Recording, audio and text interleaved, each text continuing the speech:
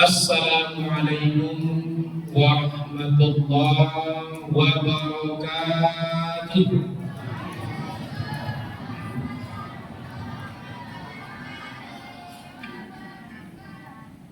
Luar biasa manisnya umat dibawa jamaah dari Makkah. Luar biasa tarawih malam pertama, sampai pintu pun payah dibuka. Ada jamaah sampai ujung Bapak Ibu sekalian. Alhamdulillahilladzi arsala rasulahu bil huda wa dinil haqq liyuzhirahu 'ala ad-dini kullihi wa kafa billahi shahida. Asyhadu an la ilaha illallah wahdahu la syarika lahu wa asyhadu annaka ya Muhammad balagta risalah wa addaital amanah wa kasyaftal ghammah wa nasahtal ummah wa laqad jahadta fi sabilillahi bihaqqil jihad. Sallallahu alaihi wa sallam huda. Allahumma salli wa sallim wa barik alaihi.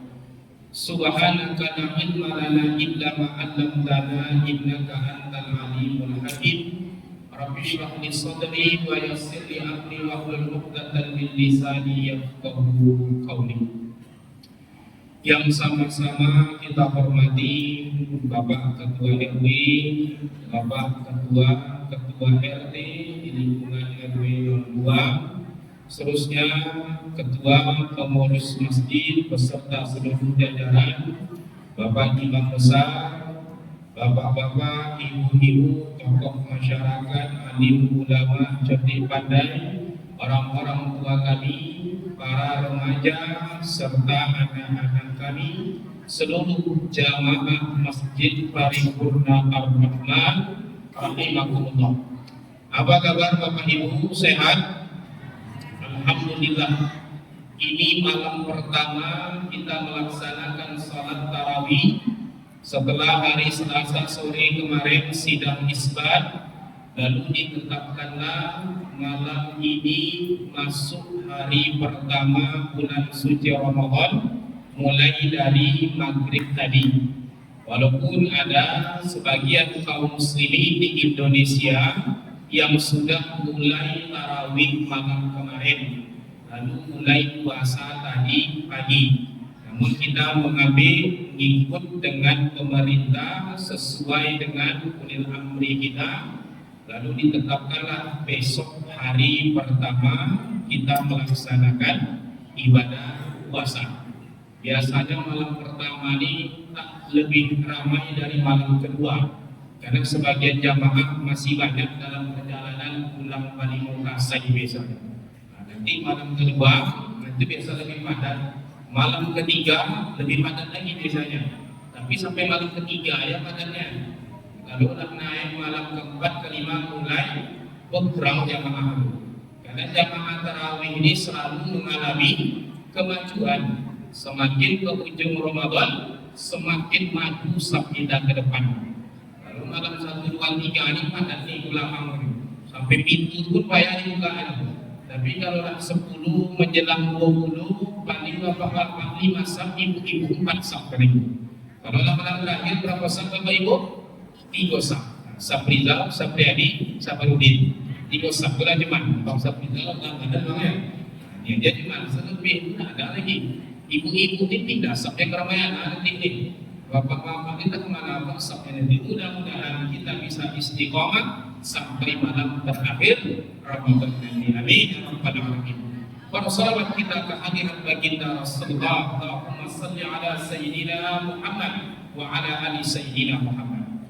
Bapak Ibu yang dirahmati Allah, karena ini perdana Ramadan, maka ceramah agak lama sedikit, ya Allah, sejagat. Nah, kita tak lama Bapak Ibu sekalian 25 menit, paling lama itu 30 menit. Judul yang ditetapkan MDI pada malam hari ini adalah menyambut bulan suci Ramadan dengan hati yang bersih. Bagi anak-anak kami yang mencatat, kalau lupa atau tak ingat tadi yang disampaikan MC, panitia sudah menempelkan jadwal Ustaz beserta judul di tiap-tiap dinding itu ada sebelah kiri, sebelah kanan, di pihak juga boleh nanti disalin ulang di sini. Bapak Ibu yang dirahmati Allah, di bulan suci Ramadan ini, poin yang disampaikan oleh pemerintah atau Majelis Ulama Indonesia disampaikan ke lembaga-lembaga majelis dakwah. Poin pertama, menata hati yang dibahas. Kenapa masalah hati? Karena iman kita ini Bapak Ibu kadang naik, kadang turun. Al-iman biyazidu wa yanqus. Iman itu kadang naik, kadang turun. Cuma yang menjadi permasalahan kita, naiknya kadang 1 minggu, turunnya 2 bulan. Seminggu ibu datang ke masjid tarawih, cuman bapak itu juga. Setelah itu tidak datang lagi, seminggu itu lagi naik imannya itu. Malam ini iman kita ini lagi naiknya, lagi semangatnya. Duduk sebelum mulai azan isya datang ke masjid. Kalau malam ke-10 nanti telah lewat tarawih datang ke masjid. Nah, ini lagi naik-naiknya iman. Lalu semua kegiatan di bulan suci Ramadan ini Bapak Ibu, kalau kita ikuti dengan seksama, seluruhnya untuk menjaga hati tetap istiqomah. Kita pernah sampaikan di kajian-kajian rutin, Masjid Paripurna ini bikin kajian 8 kali sebulan Bapak Ibu sekalian, 4 kali maghrib, 4 kali subuh.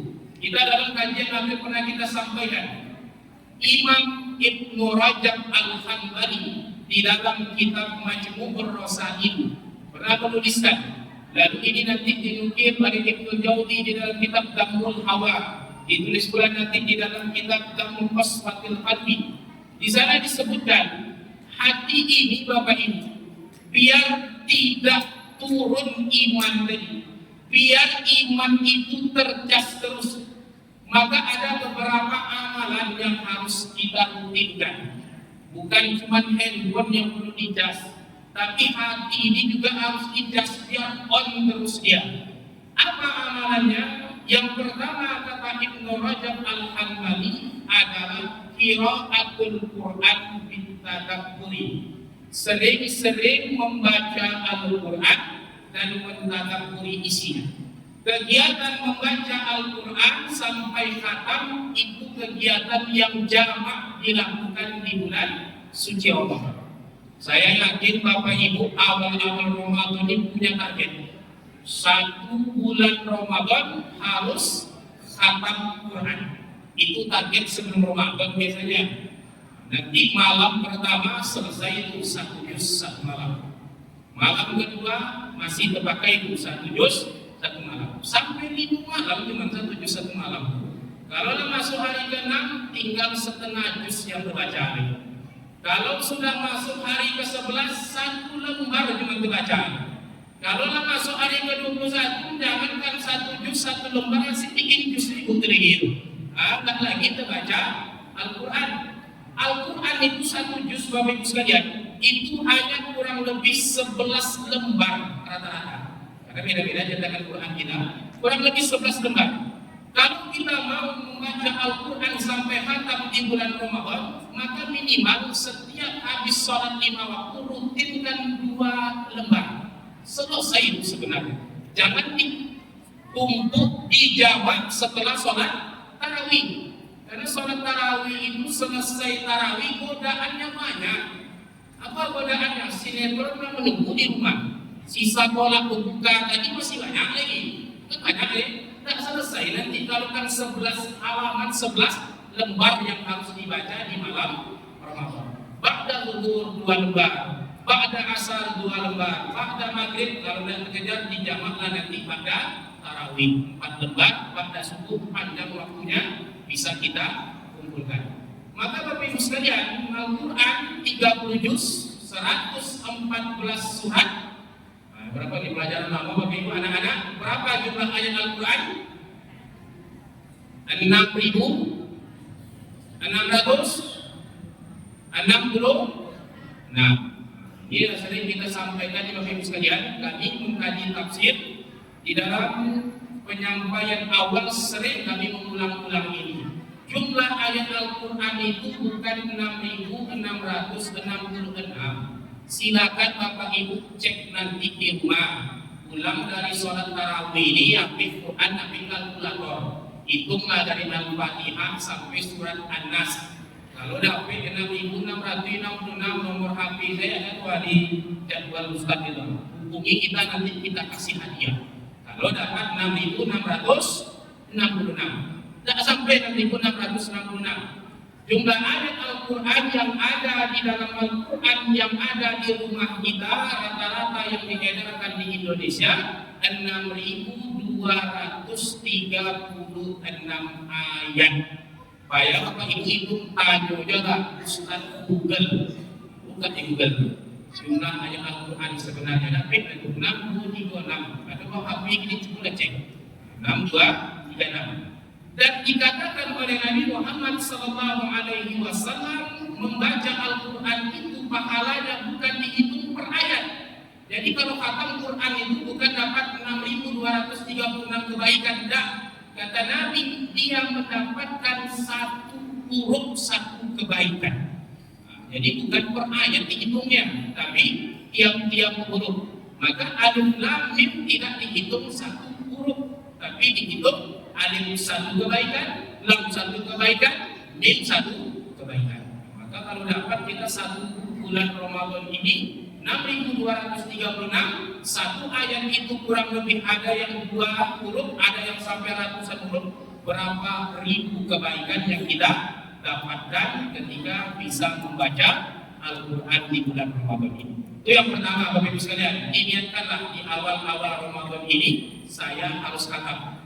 Karena kadang-kadang kita di ujung-ujung Ramadan ada khatam Quran. Ditanya jamaah yang khatam itu ada khatam? Enggak ada. Nah, cuman acara khatamnya ada, khatam Quran tidak ada. Kalau khatam secara jamaah mungkin ada, tapi ditanya masing-masing dan juga bisa mengkhatamkan minimal 1 kali Al-Quran. Itu kita khatam di bulan Ramadan. Ini yang pertama, sering baca Al-Quran dan mentadabburi isinya dapat mengkokohkan hati. Ini yang pertama. Yang kedua, kata Ibnu Rajab Al-Hambali, yang dapat membersihkan hati, membuat iman tercas terus adalah qiyamul lail, salat malam. Dan salat malam di bulan Ramadan ini adalah satu-satunya salat malam tarawih yang hanya dilakukan di bulan Ramadan, tidak ada di bulan lain. Maka kalau kita datang salat tarawih di masjid, kata Nabi Muhammad SAW, siapa yang salat tarawih berjamaah dengan imam, maka dia mendapatkan pahala salat malam semalam penuh. Jadi sama dengan kita salat mulai dari masuk maghrib sampai subuh. Kita ini salat kita ini ringan dengan Bapak Ibu. Berapa rakaat, Bu? 8 rakaat. Padahal kalau menganut mazhab Syafi'i, kita kaji ini di bulan lalu kajian maghrib, salat yang disebutkan dalam kitab-kitab mazhab Syafi'i salat tarawih itu bukan 8 tapi 20 rakaat dengan 10 kali salam. Di zaman Khalifah Umar bin Khattab radhiyallahu anhu, salat tarawih dibikin 20 rakaat, dibaca 200 ayat panjang-panjang. Di zaman Khalifah Utsman dibacalah dan dilaksanakan 20 rakaat, suratnya lebih panjang lagi. Saking panjangnya, jamaah dianjurkan membawa tongkat waktu salat tarawih. Apa gunanya? Untuk tempat berpegang, biar jamaah tidak jatuh waktu sholat tarawih. Kalau gini di bawah jamaah itu tongkat bukan untuk berpegang, imam kalau sholatnya panjang betul. Itu kita ini cukup imam itu panjang. Maju jamaah itu depan dilempar, jadi imam pakai sedang. Ada viral video itu belum saya lihat. Dan imam itu kelewat panjang lah cowoknya. Dibaca imam surat Al-Waqi'ah malam pertama tarawih. Dia tidak imam. Al-Waqi'ah dibaca. Kata ibu di belakang meleset imam Al-Waqi'ah, baru rakaat pertama, rakaat kedua Al-Muluk itu dibaca. Kalau macam itu caranya malam kedua pindah ke Al-Amin gitu kan. Di Al-Amin jadwal Pak Imam itu malam kedua situ kan. Kata kita itu Pak Imam itu juga boleh disigok malam kedua. Pindah aja lawak ke Masjid Darussalam. Malam ketiga imam itu situ pula. Ujungnya 3 malam lah ibu sholat tarawih. Malam keempat tak tarawih lagi. Alasannya panjang betul bacaan imam. Nabi juga sholat tarawih 3 malam cuma ke masjid, kata bapak dulu. Nabi itu 3 malam tarawih ke masjid, dilakukan sisanya di rumah. 3 malam di masjid, dalam riwayatnya 2 malam di masjid, selebihnya 28 malam tarawih di rumah. Bapak itu 3 kita sama Nabi Muhammad SAW. Di zaman Nabi memang ada riwayat Nabi itu tak pernah sholat malam lebih dari 11 rakaat. Ini hadis dari Abu Salamah. Abu Salamah pernah bertanya kepada Aisyah, ya Aisyah, kaifa kana sholat Nabi SAW di Ramadan? Macam mana sholat malam Nabi itu di bulan Ramadan? Kata Aisyah radhiyallahu anha, maka yaitu fi Ramadan wala fi ghairi ala ahada asyrata rakaatan. Nabi itu kalau sholat malam di Ramadan dan luar Ramadan tak pernah lebih dari 11 rakaat. Inilah dalil yang kemudian dipakai oleh sebagian besar kaum muslimin, 11 rakaat sholat tarawih ditambah 3 witir 8 dan 3 jadi 11. Nah, ini yang kemudian kita amalkan. Nah, ini Bapak Ibu sekalian, walaupun sholatnya 8 rakaat dengan surat pendek-pendek ulang yang dibaca, karena kalau kita dimunculkan dua pendapat di dalam kitab takrib itu Bapak Ibu sekalian. Kalau mengambil pendapat 20 maka pendek-pendekkan suratnya. Kalau mengambil pendapat yang 8 rakaat maka suratnya baca yang panjang-panjang. Mau 20 pendek-pendek atau yang 8 panjang-panjang. Atau apa itu 20 pendek enggak, 8 panjang enggak, tapi yang mana? 8 pendek-pendek. Nah, kita memilih itu tuh. Sudah rakaatnya 8 pendek-pendek kan ulang. Kalau bisa kita atau baca tiap rakaat gitu kan. Itu semuanya tidak datang Bapak Ibu. Makanya sering kami sampaikan di tengahnya raya ini satu-satunya masjid yang ramai dari malam pertama tarawih sampai malam ke-30 satu masjid cuma. Tak ada saingannya. Masjid di Jalan Sialang Tunggu. Nah, itulah masjid paling ramai itu. Tak ada saingannya itu lagi. Masjid di Rumah Tahanan. Nah, itu ramai terus teman-teman sekalian. Sampai malam 30 pun tak kurang-kurang jamaah tarawih di situ. Nah, cobalah Bapak Ibu tengok ke dalam. Tapi ya berjamaah lah Pak situ Pak. Kalau berjamaah itu tempat saya pun makan untuk Idul Fitri ini kan. Nah, di sini ya kita berjamaah.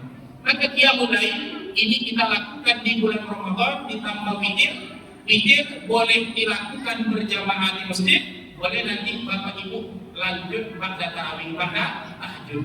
Kalau mau bersama silakan dilakukan oleh Abu Bakar As-Siddiq, dilakukan setelah salat tarawih atau dilakukan nanti oleh Umar bin Khattab setelah salat tahajud. Boleh pilih salah satu. Yang tak boleh itu dibikin witir 2 kali. La witrain fi lailah kata Nabi, tak boleh witir 2 kali dalam satu malam. Kalau dah selesai di masjid, ya udah nanti tahajud malam tak perlu witir lagi.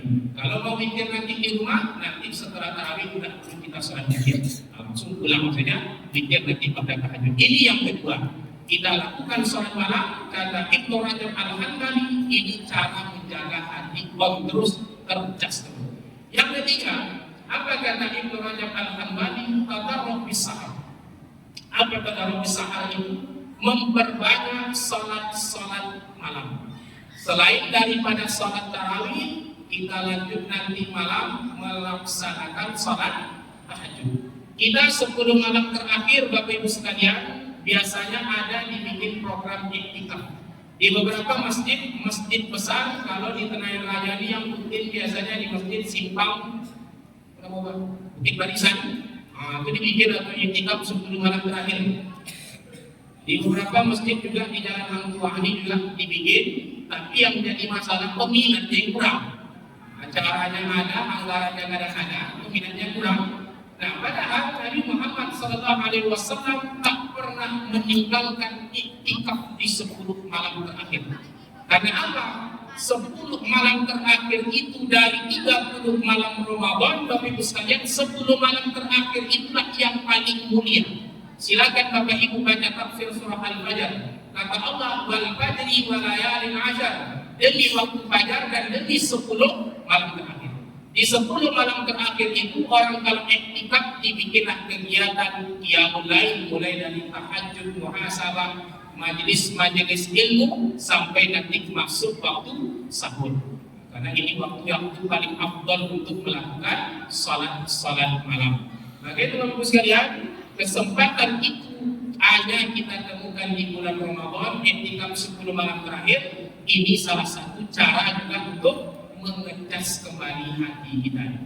Nah, Bapak Ibu sekalian, mungkin kalau tak terlaksana di Ar-Rahman, mungkin peminatnya sedikit boleh gabung nanti ke masjid-masjid yang melaksanakan iktikaf di 10 malam terakhir. Kemudian yang keempat, cara menjaga hati yang dapat kita amalkan di bulan suci Ramadan adalah mujalasatus sholihin. Apa mujalasatus sholihin? Duduk dengan orang-orang saleh, majelis ilmu. Nah, kita majelis ilmu di Masjid Paripurna ini kalau tidak salah kata panitia, mulai malam-malam tarawih pasti, nanti ditambah di setiap subuh Ahad masih ada kajian-kajian rutin kita. Ada 4 orang ustadz yang sudah kita hubungi nanti mengisi ini, jangan sampai kita lewatkan Bapak Ibu sekalian. Karena duduk di majelis-majelis ilmu itu duduk saja dapat berkah. Walaupun dari awal duduk itu Bapak sudah tertidur ya, dan dapat juga berkah. Apalagi kalau mendengarkan kajian sampai selesai. Jangan kita lewatkan kesempatan-kesempatan duduk di majelis-majelis itu. Karena kata Nabi Muhammad SAW, kalau kalian lewat di taman-taman surga maka singgahlah. Mana taman surga itu ya Rasulullah? Kata Nabi, majelis ilmu Bapak Ibu sekalian. Maka kita datang ke majelis-majelis ilmu, duduk dengan orang-orang saleh. Kata Nabi Muhammad SAW, Allah turunkan ketenangan. Makanya bapak-bapak, ibu-ibu itu kalau datang ke pengajian tenang betul. Saking tenangnya kepalanya tadi akan angkatnya ke atas saya kan. Tenang betul dalam pengajian. Tidak ada masalah. Setidak-tidaknya Allah turunkan berkah di majelis ilmu. Makanya saya kalau mengisi kajian lagi subuh-subuh dulu, kalau ada bapak itu tidur biarkan aja lah. Kalau bangunkan mengutus berkah bapak tadi, biarkan aja lah. Dia mendapatkan berkah ketenangan dari majelis ilmu. Sering duduk di majelis ilmu Bapak Ibu sekalian, ini mengecas hati kita kembali, dan ini paling banyak kita lakukan dapat kita di bulan suci Ramadan. 30 malam 30 majelis ilmu ditambah nanti 4 kali 34. Ini kan luar biasa. Maka datanglah duduklah kita di majelis ilmu kita tidak lama, kurang lebih 30 menit cuman. Banyak nanti hal-hal yang mungkin dapat kita amalkan, karena kita mengamalkan suatu amalan dalam Islam itu syaratnya 2 Bapak Ibu. 1, caranya harus benar. Caranya benar, bagaimana caranya? Harus belajar. Tidak bisa kita buat beramal, yang penting niatnya. Tidak cukuplah waktu niatnya saja. Datang ibuku sholat tarawih di lantai 3 rakaat salam ya. Yang penting niatnya, tidak bisa niatnya saja. Caranya juga harus benar. Datanglah Pak, aku tegaknya di belakang, bukan sholat-sholatnya. Aku tegak apa nih Pak? Yang penting ingat Allah. Tak perlu sujud, yang penting niatnya. Benar bisa, yang penting niatnya saja. Caranya juga harus benar. Bagaimana caranya bisa benar? Belajar. Salah satu ilmu belajar kaifiat sholat adalah fikih. Nah, ini nanti yang kita pelajari di dalam majelis ilmu. Yang terakhir Bapak Ibu sekalian, amalan yang dapat kita lakukan untuk membersihkan hati biar terus keimanan kita di bulan suci Ramadan, tentu ibadah paling pokok khana'ul badan, mengosongkan perut. Nah, inilah ibadah puasa yang dilakukan di bulan suci Ramadan. Dulu Bapak Ibu, di awal surat Al-Baqarah yang dibaca oleh Qori tadi 183, puasa itu diwajibkan bagi kaum muslimin, tapi masih boleh milih mau puasa atau bayar fidyah. Itu dulu syariat awal. Nah, kalau masih dipakai syariat ini, mungkin Bapak Ibu mau ini bayar fidyah lagi. Pahala sama aja kan? Mau bayar fidyah. Kalau puasa itu kan cobaannya berat, godaannya berat. Apalagi puasa pertama besok. Ini puasa pertama besok banyak film-film minum air teh siang hari ini. Boleh tak kalau minum teh siang hari karena lupa Bapak Ibu? Boleh tak Pak? Boleh kalau lupa. Tapi kalau 3 gelas minum tak lupa dong. Makan nasi goreng 2 piring apa aku kopi 3 boleh. Lupa tak? Sudah lupa terus ngaku lupa. Maka kalau dia lupa tidak masalah. Tapi itulah godaan nanti di bulan suci Ramadan. Orang puasa itu sering kami sampaikan, nengok kecoa itu macam kurma nampaknya. Nengok pertalit itu macam siap marjan gitu kan. Nah, ini luar biasa godaan puasa itu. Tetapi maka di awal syariat kita boleh pilih mau fidyah kasih orang makan 1 orang miskin atau kita puasa. Itu awal syariat. Syariat kedua puasa muncul lagi ayat 184. Macam mana munculnya? Lebih berat lagi Bapak Ibu sekalian. puasa itu sampai Isya. Dan maaf, bagi suami istri malam pun tak boleh bercampur. Itu lagi puasanya selama 1 bulan. Baru nanti disempurnakan ayat selanjutnya, illa lakum lailatul siyam rafathum ila nisaikum. Barulah disyariatkan macam puasa kita hari ini. Mulai dari waktu subuh atau waktu imsak, Bapak Ibu. Nah, ini beberapa kali kita tanya, habis imsak Bu masih boleh makan apa enggak? Boleh. Kalau anak-anak kita ada yang kata habis imsak, habis subuh masih boleh makan gitu. Anak-anak ya kan? Habis imsak masih boleh makan? Boleh. Boleh makan habis imsak, Pak? Boleh. Habis imsak itu masih boleh makan, tapi dipercepat. Karena imsak itu Anda 10 menit lagi akan berkumandang azan. Kalau sudah berkumandang azan, maka tak boleh lagi makan. Apa yang ada di mulut harus dikeluarkan. Apalagi besok sahur pertama ini, kalau dah tahu ilmu ni kacau hilang. Nah, tak terdengar tak imsak kapan gitu kan? Bapak tu makan sahur pertama menunya biasa rendang tu. Teman-teman makan rendang azan Masjid Ar-Rahman. Itu tak kacau tu. Mau dimuntahkan rendang tak isian. Mau melanjutkan makan orang tak azan. Kan payah tu kalau nak imsak. Tiba-tiba mau azan langsung azan dia. Kan kacau. Makanya dibunyikanlah imsak. Tapi karena apa-apa ini kreatif lah. Kan baru Ar-Rahman yang azan gitu. Al-Amin belum azan lagi itu. Al-Amin lah gitu kan. Selesai Al-Amin mesti tawa itu belum kedengaran lagi itu.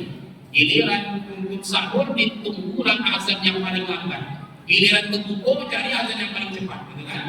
Ini kadang kita ini Bapak Ibu sekalian tentu tidak bisa seperti itu. Maka ini salah satu cara memecah hati kata Nabi Muhammad SAW dalam banyak riwayat. Kemudian disimpulkan oleh Ibnu Rajab Halaqul Baqar mengosongkan perut. Kita yang rajin melakukan ibadah puasa Ramadan ditambah nanti dengan 6 hari di bulan Syawal, ditambah puasa sunnah yang lain, itu salah satu cara untuk mengkokohkan iman.